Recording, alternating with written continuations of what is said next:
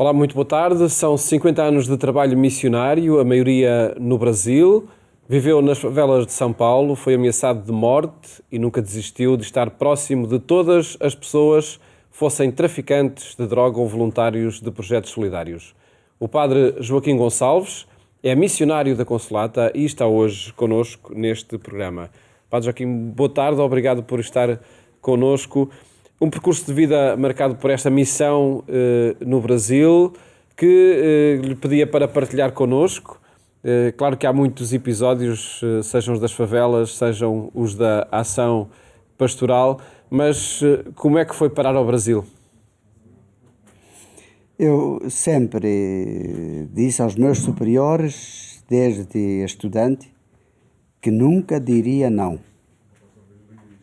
Compromisso de votos. Então, não dizer não, viver a pobreza autêntica, seja onde for, e a obediência também sem restrições. Então, os superiores sempre souberam disso e nunca me consultaram antecipadamente antes de me dar uma nova missão em outro lugar. E então, às vezes, fiquei muito surpreendido, às vezes até um pouco irritado com as mudanças, mas sempre disse ao superior, não tem problema. Aconteceu isso quando lhe pediram para ir para o Brasil? Quando me pediram para ir para o Brasil, eu já estava prometido para o Congo belga, naquela época, e de repente chegou uma nova carta dizendo Brasil. E eu fiquei surpreendido porque nunca tinha sido uma ambição ou um sentimento ou uma atração de missão no Brasil para mim. Estávamos nos finais dos anos 70, não é? Estávamos nos finais dos anos 70. E no Brasil, foi o impacto com uma sociedade que era diferente da europeia, marcada pela defesa dos direitos dos mais pobres, dos sem terra. Foi essa a realidade que começou a conhecer? Não, eu não comecei por aí, porque a gente chega num lugar e quem manda é o superior. Como sempre. Como sempre. O superior me mandou ir trabalhar numa paróquia que tínhamos no Rio Grande do Sul, onde também tínhamos um seminário naquela época, se chamava Menor, que era o ciclo fundamental, e eu fui trabalhar na paróquia, e na paróquia comecei a fazer atividades que se tornaram muito atrativas também naquela paróquia. Não é? Muito atrativas, porque a minha metodologia sempre foi aquela de conviver, estar perto, e não é somente de explicar temáticas, mas é estar perto e procurar entender o outro, para haver um relacionamento e uma comunicação mais adequada. Isso criou toda uma onda de trabalho interessante, com encontros, retiros para jovens crismandos, e no dia da crisma, já naquela semana do dia da crisma, já tinha chegado a carta do Superior do Brasil para eu vir para São Paulo, para substituir um padre na formação dos seminaristas no seminário. Mais uma vez foi uma surpresa, mas o bispo, no dia da crisma, no fim da missa, me disse assim, posso contar a piada? Creio que sim. O bispo diz assim, Padre Joaquim, ficamos com pena que o senhor vai embora desta paróquia e da diocese. Mas se o senhor não se der bem lá em São Paulo, o senhor pode voltar e escolher o trabalho que quiser na minha diocese. Quando ele me deu a palavra, eu disse ao bispo, Dom Stanislau, o senhor falou uma coisa que não sei se está certa, mas posso dizer uma também. Então, e se eu vier para a diocese e eu escolher a sua mitra, o senhor aceita? E ele responde, e o povo bateu palmas. E ele depois respondeu, essa aí não cabe ao padre Joaquim escolher a mitra. E aí saí do Rio Grande do Sul. Foi bom ter ido ao Rio Grande do Sul para conhecer o Brasil a partir da base. Fui para São Paulo para o seminário e aí descobri logo a primeira favela. E comecei a arrastar os seminaristas todo sábado de tarde para a favela. A formação também acontecia aí, nesse contacto com todas as realidades. Sim, senhor. Na favela de São Paulo, que ainda hoje está lá como favela, porque ela começou numa área chamada da Antártica, da cerveja antártica, dos donos da Antártica. E nessa colina, hoje é uma favela enorme. Ainda hoje, não tem esgoto generalizado. Nem todos têm água, nem têm luz.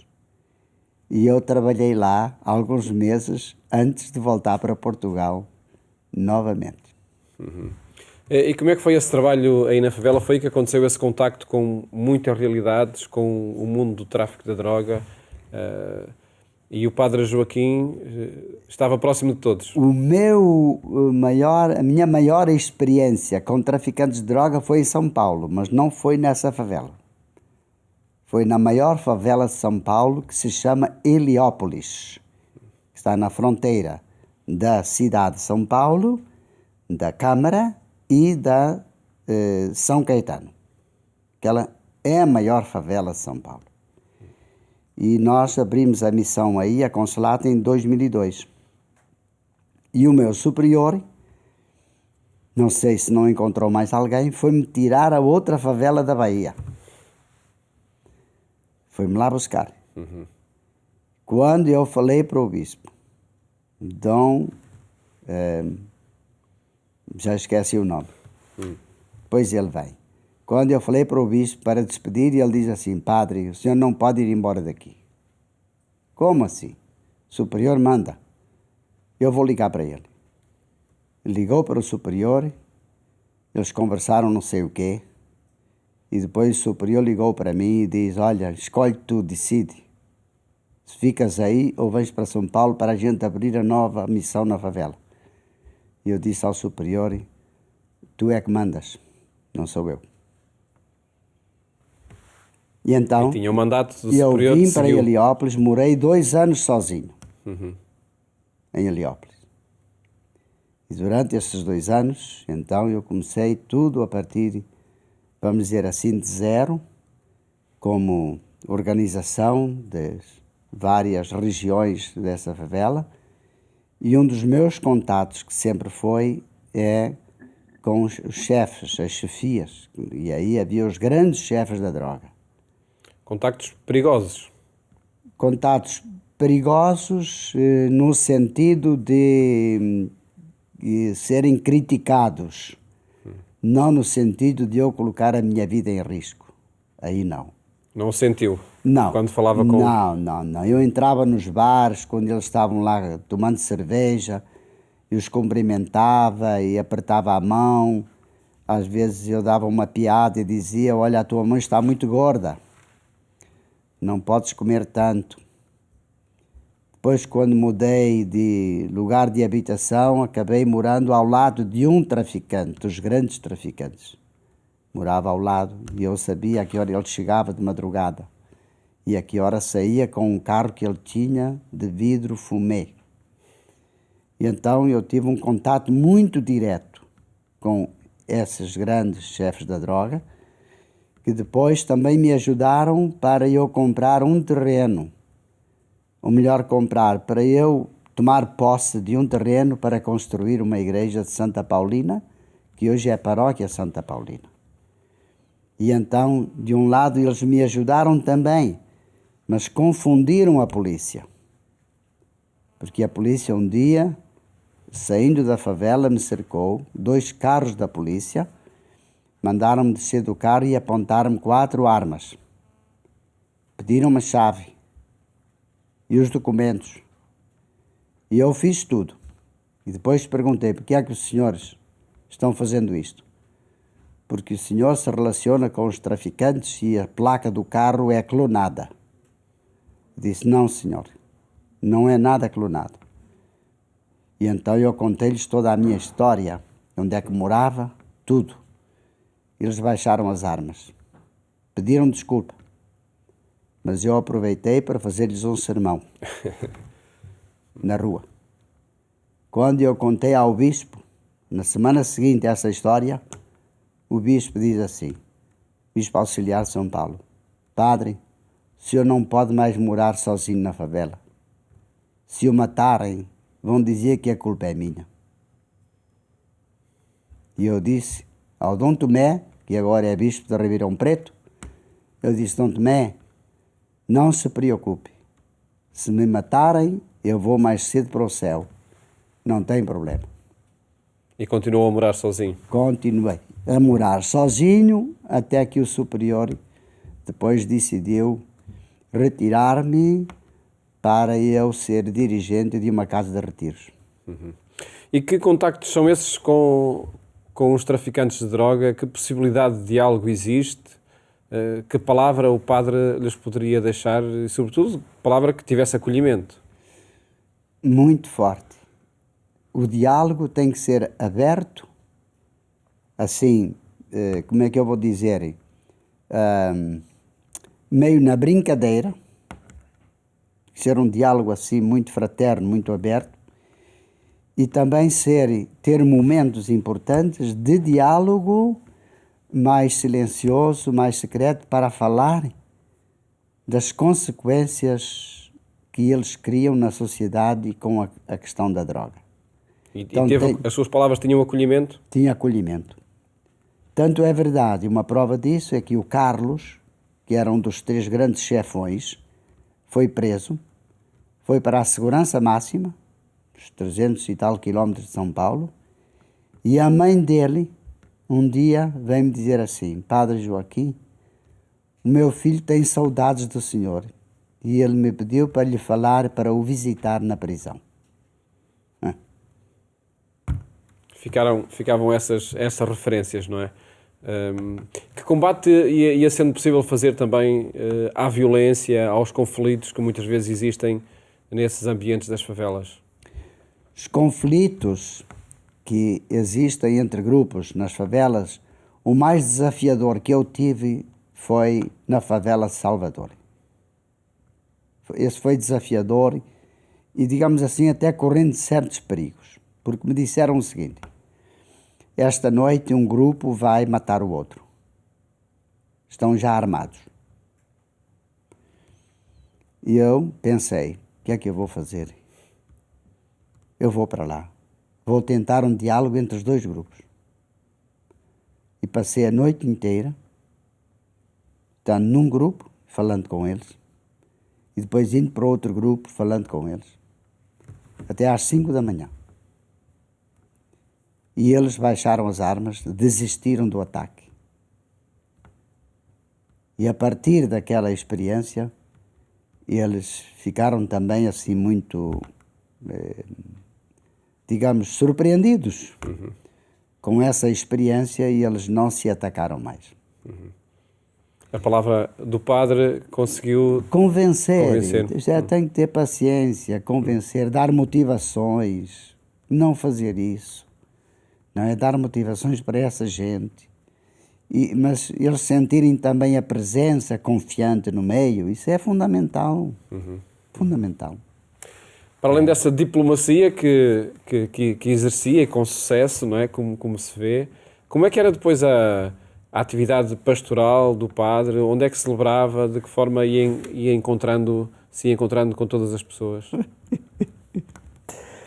Bom, olha, meu irmão, gente boa que me escuta, quando eu estive nessa grande favela de Heliópolis, depois de alguns meses começaram a mandar no fim de semana alguns seminaristas, alguns estudantes para estarem lá comigo, não é?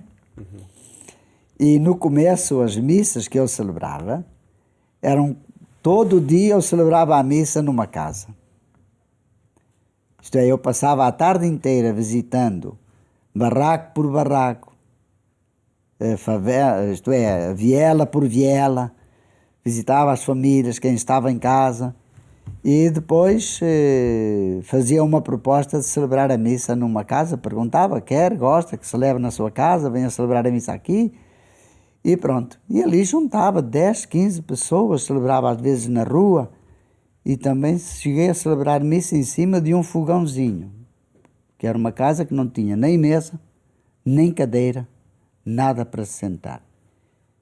E o casal com 3 filhos dormia no chão. E eu celebrei a missa. E depois, claro, seminaristas, alguns não gostavam e diziam que eu era um padre misseiro, que não era evangelizador, não é? Porque eles não entendiam que a evangelização começa sempre a partir do outro, não a partir de mim. E essa enfim, uma certeza que sempre manteve e que sempre levou à prática ao longo da sua vida. Sempre. A evangelização é sempre a partir do outro, como fez Jesus, a mesma coisa. Ele veio, fez-se em tudo igual a nós, exceto no pecado. Isso é que é importante. Depois, a partir do outro, é que a gente começa a propor novos caminhos, nova visão da vida. E então diziam que eu era um padre misseiro, não era um padre encarnado na realidade, mas era uma visão errada que eles tinham, não é?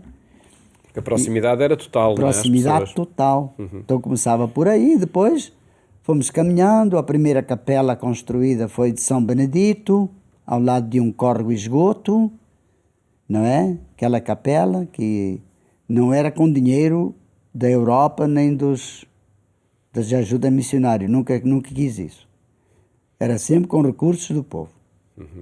Uns arrumam água, outros arrumam areia, outros arrumam cimento, outros arrumam a coisa e o serviço manual, e todo mundo trabalhando, carregando a água à cabeça em balde, e construir durante a semana, sobretudo no sábado, e às vezes eu fazia uma feijoadazinha gostosa para quem trabalhava, terminar às 4 da tarde com uma feijoada. Era a recompensa, claro. Padre Joaquim Gonçalves, o nosso tempo vai avançando e as histórias são muitas, como se vê. O Padre Joaquim Gonçalves é natural de Pombal, aí surgiu essa vocação missionária que, para a contar também, enfim, seriam precisos mais algum tempo, porque eu gostava que nos falasse da forma como acompanha agora a situação no Brasil. O Padre Joaquim veio para Portugal há alguns meses, não é? Creio eu, onde celebrou 50 anos de sacerdócio, em dezembro de 2019. E agora como é que acompanha o Brasil, a evolução política e social que acontece no Brasil? E então, no Brasil, os missionários da Consolata com o WhatsApp, têm um grupo. E todos colocam ali as novidades e as notícias. E eles não quiseram tirar o meu nome desse grupo. Então eu continuo inserido no grupo. Continua ligado. Continuo ligado. Então eu procuro ler todos os dias as informações que eles dão, vários lugares, Roraima, Manaus, São Paulo, Brasília, onde estão, não é? Então a gente acompanha, não é, a missão da Consolata através dessas informações. Essa é uma. Depois eu vou a outras fontes, todo dia ou quase todo dia, não é? Depois de ver o nosso jornalzinho resumido, não é? Da RTP1, eu vou lá no meu quartinho e vou ver algumas fontes que são da direita, do centro e da esquerda, né? Porque eu nunca fui partidário, mas eu sei muito bem o que é a direita, a esquerda e o que é isso. Então, eu vou fazer uma leitura, digamos assim, interpretativa das várias linhas. Então, vou no G1, vou na UOL, eu vou na Opera Mundi, que é mais generalizada, e depois termino na Carta Capital, a revista Carta Capital. E aí vejo os títulos e vou buscar aqueles que realmente me interessam, com informações não conflitivas, mas diversificadas. E depois termino vendo os títulos todos do jornal famoso do Brasil, que é o Estadão. E como é que acompanha a evolução política do país? Então, é um rumo certo? Eu acompanho a evolução política. Eu não sei se muita gente não acredita, mas há indícios muito profundos que o presidente do Brasil não teve facada na barriga. Não teve. Por quê? Porque nas imagens mostradas, nunca mostraram uma imagem onde a faca entrou na barriga dele. Ele colocou as mãos na barriga antes de a faca subir. Então, depois, o médico que o acompanhou foi sempre o mesmo. Belo Horizonte, em São Paulo, no hospital para onde foi transferido, nunca mudaram o médico. Mas isso o que é que pode querer dizer? Que algum populismo... Que aquela foi uma montagem que ele fez para não se confrontar em debates públicos com os outros concorrentes. E agora, com a propaganda que ele está fazendo daquele remédio aí que ele diz que cura, não é? Eu estou concluindo mais ou menos que ele não foi contaminado, mas ele está fazendo outra propaganda. Nós estamos a gravar este programa algumas semanas antes dele ser emitido e, portanto, muitos acontecimentos vão suceder-se ainda. Mas eu fico observando, muito atento aos pormenores das notícias. Preocupante é esta situação que a evolução da pandemia está a ter no Brasil, chegando a muita gente e provocando muitas vítimas. Quase 2 milhões, à volta de 2 milhões já contaminados. Por quê? Porque o Brasil não conseguiu criar normas generalizadas, obrigatórias para todo o Brasil. As coisas ficaram muito segundo a ideia e a visão dos governadores locais. E aí entraram muito em conflito. Governadores que são de um partido, governadores que são de outro partido, uns que são de uma linha, outros são de outra linha. E isso criou uma divisão. Mas o risco maior que nós temos hoje no Brasil é a falta de controle e de ajuda aos indígenas. Esse é o maior risco. O que nos está preocupando imensamente é isso. Também porquê? Porque quem levou a contaminação para o meio das áreas indígenas foi, sobretudo, os garimpeiros e os desmatadores. E os indígenas hoje, em boa parte, também são atraídos pelo dinheiro, pelo capital, por uma vida diferente. E esse é um risco muito grande que o Brasil corre hoje, que o vírus venha destruir muitos indígenas de muitas... Porque, de facto, a proteção, nomeadamente em saúde, é muito menor e muito mais frágil nesses ambientes. Padre Joaquim Gonçalves, o nosso tempo infelizmente chegou ao fim. Eu agradeço-lhe muito ter partilhado as histórias da sua missão no Brasil, nas favelas, e também estas análises que faz à situação atual do Brasil, sendo que gravamos esta conversa no final de julho, ela vai ser emitida bem mais tarde e os acontecimentos vão suceder-se, as preocupações essas por certo mantêm-se. Agradeço-lhe muito ter estado aqui no programa Eclésia. Obrigado, disponham sempre, se precisarem, tem muita coisa. Muito obrigado. Valeu. Muito obrigado. Mais logo partilhamos outras histórias consigo, na rádio, na Antena 1, onde o programa Eclésia lhe faz companhia às 22h45. Votos de uma ótima tarde, boas férias se for o caso e até amanhã, se Deus quiser.